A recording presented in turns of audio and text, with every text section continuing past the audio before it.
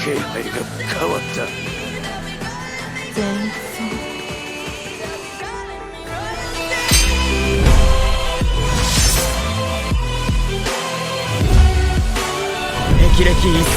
तो hello guys, कैसे आप सभी लोग, स्वागत है एचआर एक्सप्लेन में। तो चलिए हम इस कहानी को आगे बढ़ाते हैं।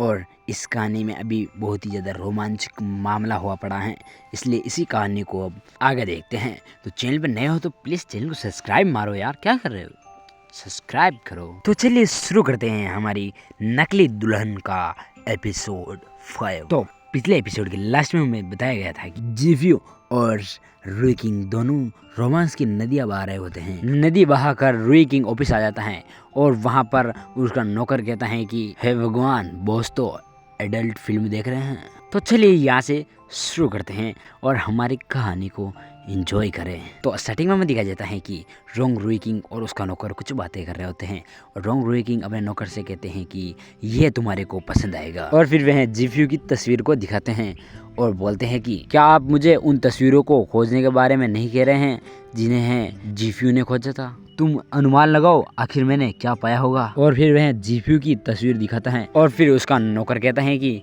यह बुरा नहीं है, क्या यह जीफ्यू का चित्र है? और फिर रुई किंग कहता है कि तस्वीर में दिख रही व्यक्ति जीफ्यू नहीं है, बल्कि वह उनके वरिष्ठ नान है। खास बात यह है कि वह तस्वीर इसका। और फिर रुई किंग उसकी तस्वीर से पूरा पर्दा हटा देता है और फिर उसका नौकर कहता है कि इस पेंटिंग को मुझे बेच दो, इसकी कीमत कितनी है? और फिर अगले सीन में हमें जीफ्यू और रोंग रुई किंग को दिखाया जाता है और अगले सीन में हमें रोंग रुई किंग की हवेली दिखाई जाती है और वहाँ पर रोंग रुई किंग और जीफ्यू दोनों नाश्ता कर रहे होते हैं और रोंग रुई किंग पूछता है कि क्या आप वेई नान नामक व्यक्ति को जानते हैं? और जीफ्यू चम्मच में कुछ उठाकर वह रुक जाती है और बोलते हैं कि आप इसे अचानक क्यों पूछ रहे हैं? और फिर रोंग रुई किंग कहता है कि मैंने सुना है कि वह बहुत अच्छा कलाकार हैं और तुम्हारा भाई है, क्या तुम उसे जानते हो? और फिर जीफ्यू बोलती हैं कि नहीं, मैं नहीं करता, नो आई डोंट।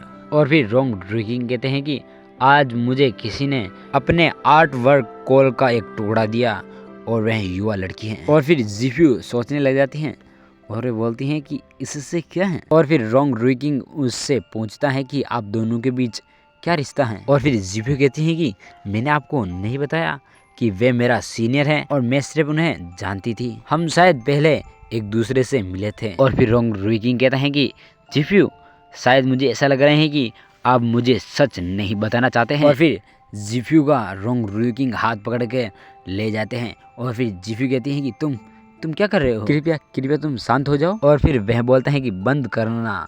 और फिर जीफ्यू बोलती है कि क्या कर रहे हो? और फिर अगले सीने में हमें वापस से एक बार घमासान मुकाबला दिखाया जाता है जिसमें कि बहुत ही बड़ा मजा आ रहा होता है।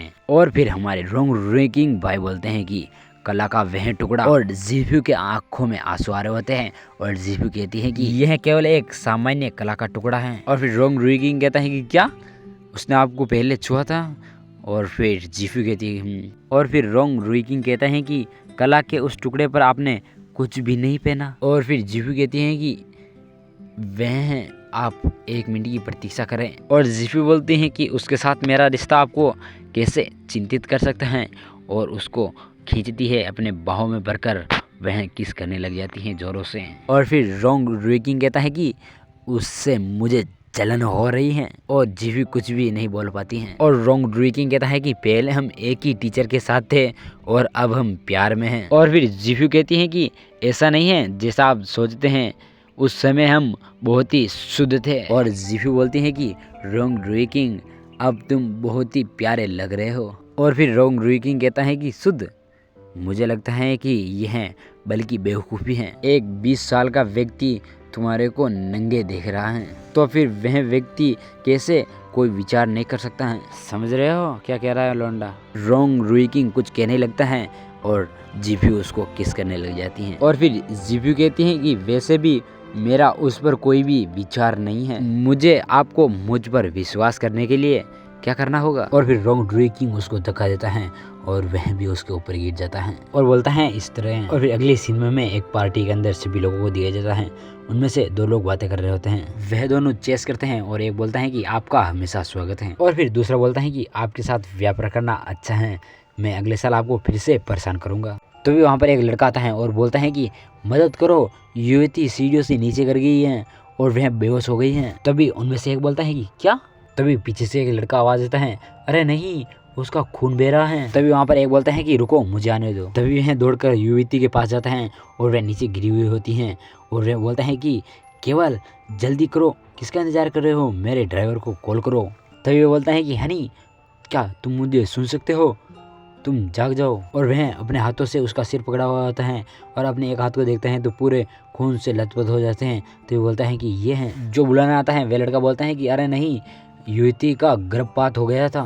तभी वहाँ पर वह लड़का बोलता है कि नहीं, हमने तो सिर्फ अभी तक 2 बार ही किया है, तो वह गर्भवती नहीं हो सकती हैं। तो आज का एपिसोड यहीं पर खत्म करते हैं और मिलते हैं आपको नेक्स्ट एपिसोड में। तब तक के लिए धन्यवाद। चैनल पर नए हो तो चैनल को सब्सक्राइब मारो और बेल आइकन को ऑल पर सिलेक्ट कर लो, जिससे कि आपको हर वीडियो की नोटिफिकेशन मिलती रहेगी। कमेंट करो वीडियो कैसा है। 気配が変わった。前奏。